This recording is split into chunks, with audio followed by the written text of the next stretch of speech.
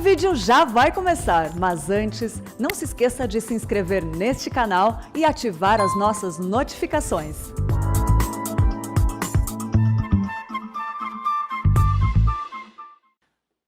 Quantos aqui trouxeram sua Bíblia? Levanta para mim, por favor. Louvado seja Deus. Quem tem o hábito de ter sua Bíblia apenas no seu aplicativo e não traz Bíblia impressa? Quantos? Alguns. Ok. Deixa eu fazer outra pergunta.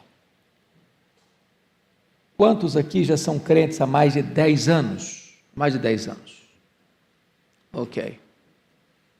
Quantos aqui já leram a Bíblia toda, de Gênesis a Apocalipse? Louvado seja Deus, coisa boa.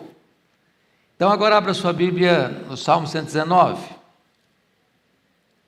versos 9 e 11. Hoje eu não vou fazer um sermão expositivo, vou tratar de um assunto. E estou muito feliz de ver esse diagnóstico aqui do nosso auditório. Salmo 119, versículo 9 diz: de que maneira poderá o jovem guardar puro o seu caminho? Observando segundo a tua palavra. Verso 11: guardo no coração as tuas palavras, para não pecar contra ti. Hoje eu quero conversar um pouco com vocês sobre o valor inestimável da palavra de Deus. Sem sombra de dúvidas de que a Bíblia certamente é o livro dos livros. É uma biblioteca, a biblioteca do Espírito Santo. Este livro é o livro mais lido no mundo, é o livro mais traduzido para outros idiomas no mundo, e é o livro mais distribuído do mundo. Já passam de 4 bilhões de exemplares. A Bíblia, por outro lado, é o livro mais perseguido no mundo. É o livro que tem sido proibido, que tem sido caçado, que tem sido queimado, que tem sido jogado na fogueira das intolerâncias. Seus críticos atacam-na com fúria, como escorpiões do deserto. De vez em quando levanta um teórico, um crítico da Bíblia, para levantar seus ataques frontais contra ela, dizendo que agora descobriram algo que vai desacreditá-la. E esses críticos passam, esses críticos morrem, suas ideias viram poeira, e a Bíblia, sobranceira e vitoriosa, prossegue a sua marcha bendita. É curioso que recentemente a nossa Suprema Corte ínclita, Suprema Corte brasileira, entendeu que nós não deveríamos ter uma cópia da Bíblia nas bibliotecas, das escolas. No entendimento de que somos um país laico, mas nós não somos um país ateu. Nós não temos uma religião oficial, mas afastar das bibliotecas o livro mais lido no mundo é no mínimo uma coisa incompreensível para nós, para o saber humano. Até porque num país democrático quem decide quem vai ler, o que vai ler ou não vai ler, é o leitor. Nas culturas ao longo dos séculos, as nações que foram formadas debaixo da orientação da palavra de Deus foram nações prósperas. Ela está na base da ciência, da cultura, da academia, da tecnologia, do avanço científico. Então, é muito importante entender que quanto mais se persegue a Bíblia, se ataca a Bíblia, se proíbe a Bíblia, se queima a Bíblia, se critica a Bíblia, mais ela é traduzida e mais ela é distribuída. Porque o homem não pode destruí-la, porque ela é a palavra de Deus, viva e poderosa. Algumas pessoas dizem, mas papel aceita tudo. Recentemente eu assisti num programa humorístico, não que eu estava assistindo o programa, me remeteram pelas mídias sociais, e uma pessoa criticando a Bíblia, zombando da Bíblia, dizendo que esse livro está arcaico demais, precisa ser atualizado, porque se fosse escrito hoje, muita coisa que hoje nós dizemos que a Bíblia proíbe, ela aprovaria, porque os tempos mudaram, a cultura mudou, o homem mudou. Mas a Bíblia, como alguém disse com razão, não é nem nova nem velha, ela é eterna. Os homens mudam, as culturas mudam, os pensamentos mudam, as filosofias mudam, os comportamentos mudam, mas a palavra de Deus permanece a mesma, eterna, imutavelmente a mesma. Então, eu queria hoje dizer que quando as pessoas dizem, mas esse livro aí, quem me prova que ele é um livro que merece crédito? Não tem nenhum livro na história que se demorou em torno de 1.100 anos só para escrevê-lo, num período de ponta a ponta, de Moisés a João. Nós estamos falando de 1.600 anos, com 40 escritores, de línguas diferentes, de culturas diferentes, em tempos diferentes, para públicos diferentes e sem contradição. Pega um livro de qualquer área, seja religiosa, filosófica, científica, e sempre um vai combater o outro, vai contradizer o outro. Isso prova que a Bíblia tem uma mente divina. As profecias bíblicas, irmãos, se fossem cumpridas do ponto de vista de coincidência, conforme Gene Getz certa feita estudou, daria para você cobrir todo o estado de Sergipe, com moedas de R$1 com camadas de 50 centímetros, e você marcasse uma dessas moedas, vendasse alguém, a possibilidade dessa pessoa encontrar essa moeda marcada, com os olhos vendados, nesse mar de moedas, é a possibilidade das profecias terem cumprido em termos de coincidência. A Bíblia é a palavra de Deus porque ela é poderosa. Quando você lê a Bíblia, ela lê você. Quando você examina a Bíblia, ela examina você. Quando você olha para a Bíblia, ela ilumina os seus olhos. Quando você caminha de acordo com a Bíblia, ela é lâmpada para os seus caminhos. Então, quero levantar aqui algumas coisas importantes para nós. Primeiro, quais são os atributos da Bíblia? Quais são as características dessa palavra? Primeiro, a Bíblia diz que ela é inspirada. Sabe o que significa isso? Essa Bíblia tem o sopro de Deus. É o hálito de Deus, é a voz de Deus, é a palavra de Deus, ela veio de Deus, ela não é lucubração humana. Segundo, este livro é inerrante, sabe o que significa isso? Não há erro nela, ela não precisa ser atualizada, ressignificada, ela é sempre a mesma. Por quê? Porque ela não pode errar. Jesus Cristo diz, a Escritura não pode falhar. Terceiro, esta Bíblia, a palavra de Deus é infalível, significa que tudo que Deus falou vai se cumprir. Todas as profecias vão se cumprir, estão se cumprindo, se cumpriram, estão se cumprindo e vão se cumprir literalmente. Nenhum tio vai passar. Mas ainda a palavra de Deus é suficiente. Ela não precisa de ajuda, ela não precisa de uma cooperação, eu não preciso de botar um livro aqui na quarta capa para dar um significado ao que está aqui. Não, esse livro é suficiente. Toda a revelação de Deus sobre si mesmo, sobre a criação, sobre o homem, sobre o plano de Deus, sobre a sua salvação, tudo que Deus quer que você saiba está aqui. Como o Dr. Billy Graham disse, este livro tem uma capa ulterior. Mais do que isso, essa palavra a Bíblia é poderosa. O apóstolo Pedro chegou a dizer na sua segunda carta, no capítulo 3, que por meio dela o mundo foi criado, por meio dela o mundo foi julgado, e por meio dela o mundo será restaurado, pelo poder da palavra de Deus. Mas ainda, esta palavra, meus amados irmãos, ela é espada do Espírito para defender, ou para você enfrentar o inimigo. Esta palavra é alimento para você, é pão, é carne, é leite. Esta palavra é para você tão preciosa que ela é melhor do que muito ouro depurado. Ela é melhor do que o mel e o destilar dos favos, mais saborosa do que tudo isso.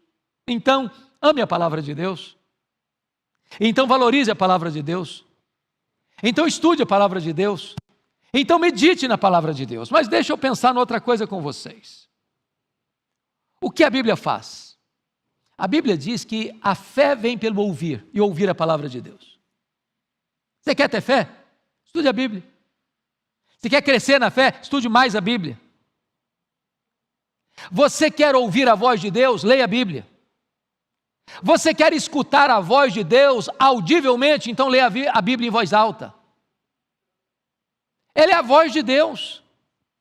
Ainda a palavra de Deus, amados, é um instrumento que Deus chama os seus eleitos, os pecadores, à conversão. A fé vem pelo ouvir e ouvir a palavra de Deus. Onde não tem pregação, não tem salvação. Onde não tem semeadura da palavra, não tem colheita de almas. Onde a igreja não prega, não tem crescimento numérico. É preciso pregar. Eu louvo a Deus porque esta igreja tem 4 cursos no domingo e 2 escolas dominicais. Não é porque a gente quer encher o seu domingo todo, não. É porque a igreja entende uma coisa, é que é pela palavra que Deus chama as pessoas à salvação. É pela palavra que Deus edifica a sua igreja. É pela palavra que Deus fortalece o seu povo. É pela palavra que Deus instrui a sua igreja. Nós precisamos da palavra. Mas mais, é pela palavra que nós somos regenerados. É pela palavra que nós somos santificados, é pela palavra que nós somos fortalecidos em poder, é pela palavra que Deus traz avivamento para a sua igreja, como trouxe na época de Josias, como trouxe na época de Ezequias, como trouxe na época dos apóstolos, como trouxe na época da reforma, como trouxe na época dos grandes avivamentos. Todos eles brotaram da palavra. Não existe, irmãos, igrejas fortes sem a palavra. Tem muitas igrejas que estão recuando cada vez mais a pregação, tirando cada vez mais o tempo de pregação, e aí bota mais uma música, aí bota mais uma dança, aí bota mais um teatro, aí bota mais uma coisa, bota mais outra coisa, e a pregação vai enxugando, vai diminuindo, vai encurtando. E se você perceber, não tem saúde emocional, não tem saúde espiritual, não tem crescimento espiritual, não tem tutano espiritual. Por quê? Porque é pela palavra que a igreja é fortalecida, é pela palavra de Deus. Mais do que isso, a Bíblia diz que é pela palavra que você é restaurado. A lei do Senhor restaura a alma. Você está triste? Você vai ler a Bíblia, você é consolado. Você está desanimado? Vai ler a Bíblia, seu coração recebe uma B12 na veia. Você está assim, passando por uma tribulação, você lê a Bíblia e de repente um versículo salta aos seus olhos, como se fosse a primeira vez que você tivesse lido aquela mensagem, e que lhe enche o seu peito de doçura e de consolo. A palavra, irmãos. Mas deixa eu pensar noutra coisa. De quem a palavra fala? Qual é a mensagem central? Qual é o personagem central? E quando eu olho isso, a pessoa central da Bíblia chama-se Jesus Cristo. É sobre ele que nós aprendemos de Gênesis a Apocalipse. Ele é o descendente da mulher que esmaga a cabeça da serpente. Ele é o descendente de Abraão, mediante quem todas as famílias da terra serão abençoadas. Ele é aquele cordeiro lá da Páscoa, que foi imolado e o seu sangue passado para livrar da morte. Ele é o verdadeiro tabernáculo. Ele é a verdadeira arca da aliança. Ele é o sentido das festas de Israel. Ele era o verdadeiro significado daquilo que o sábado é sombra. Ele é o nosso descanso. Ele é o sumo sacerdote, ele é o profeta, ele é o rei dos reis. Ele é o caminho para Deus, ele é a porta da salvação. Ele é o Salvador, ele é o Messias, ele é o Senhor, ele é o sol da justiça, ele é a estrela da manhã. Ele é o cabeça da igreja, ele é o dono da igreja, ele é o edificador da igreja, ele é o protetor da igreja. Ele é o cordeiro que foi morto, mas está vivo pelos séculos dos séculos. Ele é o que está sentado no trono, tem o livro da história nas suas mãos. Ele é o nosso Redentor, ele é a nossa esperança, ele é a nossa paz, ele é a nossa justiça, ele é o mediador entre Deus e os homens. Ele é aquele que está sentado no trono, é aquele que levanta reis e depõe reis, é aquele que dirige a história e tem as rédeas nas mãos. Ele é aquele que vai voltar, é aquele que vai sentar na cadeira de juiz e vai julgar vivos e mortos. Toda a Bíblia fala dele. Ele é o centro da Bíblia, ele é o centro da nossa vida, ele é o centro da igreja, ele é a razão da nossa esperança. Tudo isso você encontra onde? na Bíblia. Essa é a mensagem da Bíblia. Mas, pense comigo, num último aspecto, o que devemos fazer com esta Bíblia?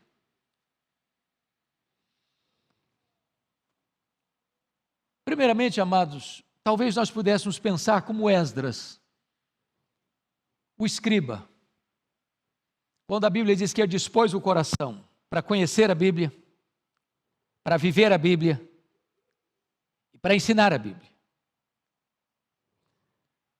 Eu suspeito que hoje, e não obstante termos tanto acesso à Bíblia, tantas versões da Bíblia, tanta facilidade de comprar uma Bíblia, nós encontramos Bíblias em qualquer lugar, em qualquer livraria, até nas livrarias esotéricas você encontra Bíblia.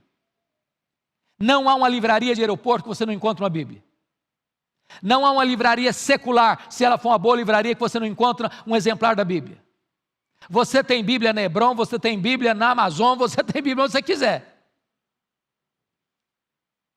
Porém, eu suspeito que muita gente hoje tem uma boa Bíblia para guardar numa prateleira ou para ter no enfeite de uma mesa, mas nós temos que ir além disso. Nós temos que ler, nós temos que meditar, nós temos que nos aprofundar. Sabe por quê? Tem muitas vozes,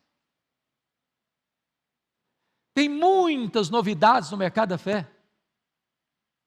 Você liga o seu televisor, ou você liga o seu rádio, ou você olha na internet, são tantas ideias, são tantos conceitos, são tantas doutrinas, são tantos ventos, são tantas novidades. Como é que você filtra isso? Como é que você pode saber se isso é certo ou se é errado, se isso está correto, se isso está tortuoso, se esse pensamento é lúcido, bíblico, sólido, ou se isso tem um viés de erro, de distorção das Escrituras? Como é que você pode saber disso? Se você não conhecer, você vai comer na mão dos outros. Se você não conhecer, você vai ser massa de manobra. Se você não conhecer, você vai ser influenciado. Todos nós precisamos ser crentes bereanos. Não importa quem sobe esse púlpito, se é Arival, se é Hernandes, se qualquer outro dos pastores dessa igreja, você precisa manter sua Bíblia aberta e examinar se de fato o que está sendo ensinado é isso mesmo. Isso é ser bereano. A autoridade não é do pregador, a autoridade é da Escritura. Deus não tem nenhum compromisso com a palavra do pregador, Deus tem compromisso com a sua palavra. Então, pense comigo, que nós devemos, à luz das Escrituras, meditar neste livro de dia e de noite. Não significa que você não vai trabalhar mais, que agora você só vai ler Bíblia, não estou falando disso. O que na verdade é necessário é que você passe todas as suas atividades, todo o seu trabalho, todas as suas palavras, todos os seus compromissos, todas as suas ações pelo filtro da palavra de Deus. Bom, deixa eu pegar esses 2 versículos que eu li, dentro da aplicação. De que maneira poderá o jovem guardar puro o seu caminho? Se existe um grande desafio no mundo de hoje, não é só jovem não, até velho. É você guardar puro o coração. Nenhum de nós consegue ligar a televisão meia hora sem ver uma cena constrangedora. Nenhum de nós. Nenhum de nós abre o aplicativo, um telefone, um smartphone e dá uma rolada lá no que está acontecendo sem ver uma cena complicada. Nenhum de nós. De que maneira você guarda puro o seu coração? Como você se blinda? Como você se protege?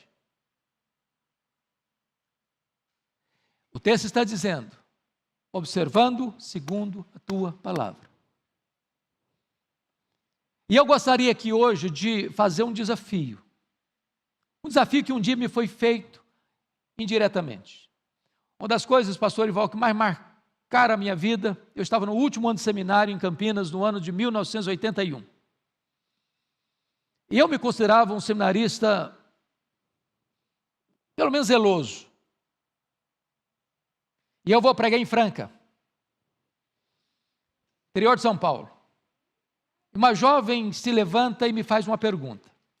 E eu nunca imaginava que uma pessoa fosse me fazer aquela pergunta. Ela me disse assim: como é que está a sua vida devocional? De leitura, meditação da Bíblia e oração. E eu era estudioso. E eu procurava tirar as melhores notas.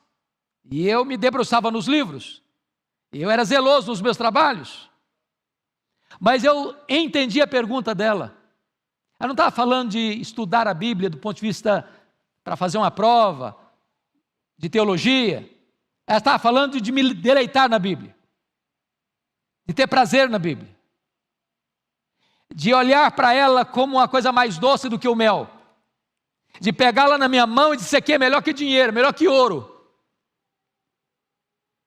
Isso aqui é o meu deleite, isso é o meu prazer. E naquele momento daquela pergunta eu me envergonhei. Eu estava no último ano de seminário. E eu percebi que eu estava me relacionando com a Bíblia como um profissional, um seminarista profissional, que prepara o seu sermão, que prepara o seu material para a academia teológica e nada mais. E aconteceu algo sublime na minha vida. Eu passei, a partir dali, a reservar meia hora do meu tempo para ir para uma sala que era chamada no seminário de sala de meditação. Lá só tinha uma cadeira e uma mesa. E eu fui para lá sozinho. Na primeira semana, meia hora, 15 minutos eu lia a Bíblia, 15 minutos eu me ajoelhava e orava. Depois de 15 dias eu queria ficar mais tempo. Depois de um mês, aquele horário era o horário que eu mais ansiava que chegasse na minha agenda. Daqui a pouquinho outros colegas começaram a me vir e perguntar: o que você está indo para fazer ali? Eu estou buscando a presença de Deus, eu quero ir também, posso? Daqui a pouco alguns colegas batiam na porta do meu quarto e diziam: você pode orar comigo? E eu quero fazer esse desafio para vocês que estão aqui, para as pessoas que estão nos acompanhando. Tira um tempo para você estar a sós com Deus. Tira um tempo da sua agenda corrida para você entrar no seu quarto, no seu escritório, onde você puder. Fecha a porta, abra a Bíblia. Senhor, eu quero ouvir a tua voz. Fala comigo. E você vai perceber que algumas amarras da sua vida, algumas correntes da sua vida, alguns portões de ferro que prendem você, vão se abrindo automaticamente. De que maneira poderá o jovem guardar puro o seu coração? Observando segundo a tua palavra. Mas deixa eu olhar com vocês o que está no versículo de número 11 para encerrar. Guardo no coração as tuas palavras para não pecar contra ti. Dwight Lyman Moody, o maior avivalista do século XIX, escreveu em letras garrafais na capa da sua Bíblia a seguinte frase: este livro afastará você do pecado, ou o pecado afastará você desse livro. Você pode repetir essa frase do Moody comigo? Vamos lá? Este livro afastará você do pecado, ou o pecado afastará você deste livro. Vejam vocês três coisas no versículo 11.